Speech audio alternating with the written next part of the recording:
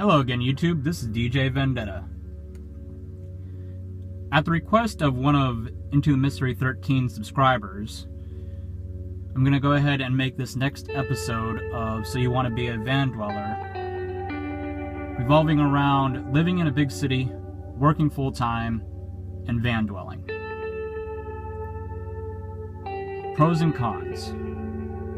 Obviously, the biggest pro is going to be not having to pay rent. You know, I make about $2,000 a month. I work a little bit of overtime. And living here in San Francisco, I would be extremely poor trying to rent a place here. But that $2,000 a month just goes in my pocket for regular necessities that I would have to pay for anyways, such as fuel, maintenance on my vehicle, insurance, cell phone, maintenance.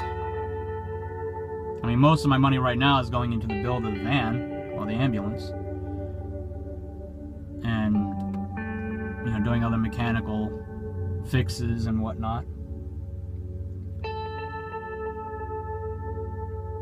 There aren't many cons to living in your van in a city. The biggest con is parking. Where are you going to park? A lot of cities restrict overnight parking. They restrict living in your vehicle. And they make it pretty much very difficult to live this lifestyle. So a lot of that depends on how much of a con that is. A lot of that depends on how restricted the city that you live in is.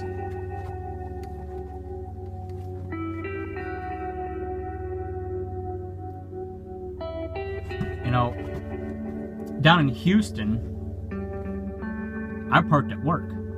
I parked in a shopping center. Nobody ever bothered me. There was a bar there that I would frequent.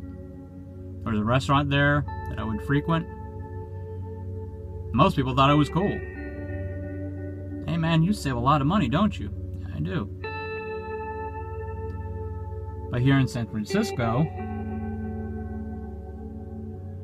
things are a little different.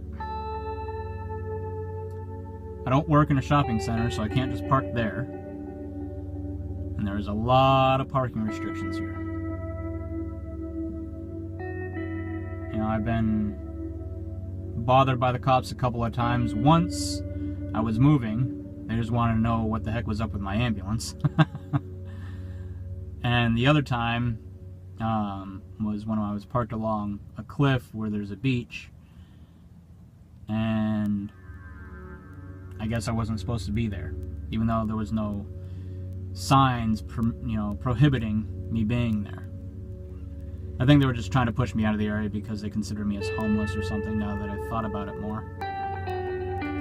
So I haven't been back there since. But I found a few spots that I cycle through. And I'm doing okay with it. You know, I haven't really been harassed since. One spot that I was at, somebody called in about, saying that I was parked there, even though there was no parking restriction for me. But park enforcement still came out and asked me how long I'd been there and stuff like that. And I don't know, maybe the complaint was I was parked there for too long. But I hadn't even been there for 12 hours. And there was a 72-hour maximum there. Didn't get a ticket, but it is a hassle nonetheless. So parking really is your biggest issue of living in a city. Where can you park? Because really, everything else is very similar to the life you live now. Think about it. A bed is a bed. What's the difference there? You know, however you eat may not need to be modified, or if it does need to be modified, maybe only by a little bit. Just getting used to using propane or electric, you know, cookware, and not buying as much food for your big refrigerator. And you might just have to go to the supermarket a little bit more often than what you would have had to at home. The other con, depending on your van, would be personal hygiene. Can you build a shower in your van? Could be a sit-down shower. So if you don't have a high top, you can still build a shower in there. But is there going to be enough room for everything else that you want in there? Because you got to remember, that space is only used for maybe 15 minutes a day, or every other day, depending on how often you take a shower. So most of the time, that's pretty much unused space. I mean, I can, you know, put my trash in my shower. I can put, you know, my dirty laundry in my shower. So, I mean, I do use the space. I haven't made a video yet on my shower because I'm not quite done with it, but as soon as I'm done with it, I'll post a video up about that and some other things that I'm working on. It just comes down to finances, just being able to finish it all. I figure that I've got maybe about another $3,000 that I've got to earn to pretty much finish what I want when it comes to the living aspect of living in a van. Not so much of the mechanical. I've got some gremlins that I'm trying to get figured out. But yeah, that's for another video. You know, and if you don't have the space to build a shower in your van, or you don't want to dedicate that much space for a shower, you can always just get a gym membership. You know, go to Planet Fitness, pay $10 a month. You're basically paying $10 a month for a shower. How much are you paying in rent? $10 a month. Cheap. You know, and then you can go and take a shower there. I personally don't like to go to the gym just to take a shower. If I'm gonna go to the gym to take a shower, I gotta work out beforehand. It's just, I don't know, I feel weird just going there to take a shower. I don't want them to think that I'm just using the facility to take a shower and maybe remove my membership or whatever. I don't know if they even would, but I have to work out. So when I was doing that before I built my shower, I was forced to work out, which is never a bad thing. You might get lazy and not want to go to the gym because you don't want to work out to take a shower, so then you may not take a shower as often.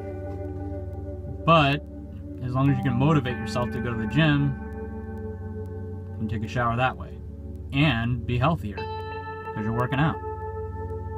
You know, if you're already a gym member, you're already hitting the gym, and there's going to be no difference in your lifestyle. You're just going to drive there, work out, take your shower, instead of taking your shower at home. No difference. So really, van dwelling is not that much different from living in an apartment or a house. In some aspects, it's a lot easier. Now, forget the financials. I have less space to clean. You know, I don't have to worry about any kind of major maintenance if I owned a house. It costs thousands and thousands of dollars. Like if you need a repipe or something like that, that can get very expensive.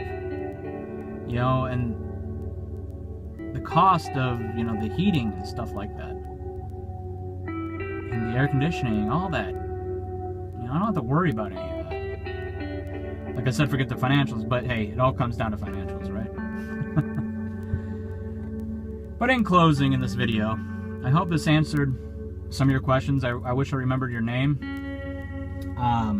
But actually, you know what? I'm going to go ahead and give you a shout out.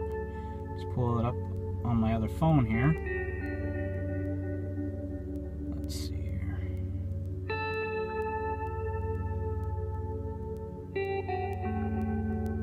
Well, while I look this up, I hope this answered your questions. If they didn't, or if anybody else has some other questions about this topic, leave them in the comment section below, and I will do my best to answer your questions. And let's see here. Oh yeah, that was Patrick Funk. So Patrick Funk, here's your vlog, and we'll see you later, YouTube. Let me take a vape.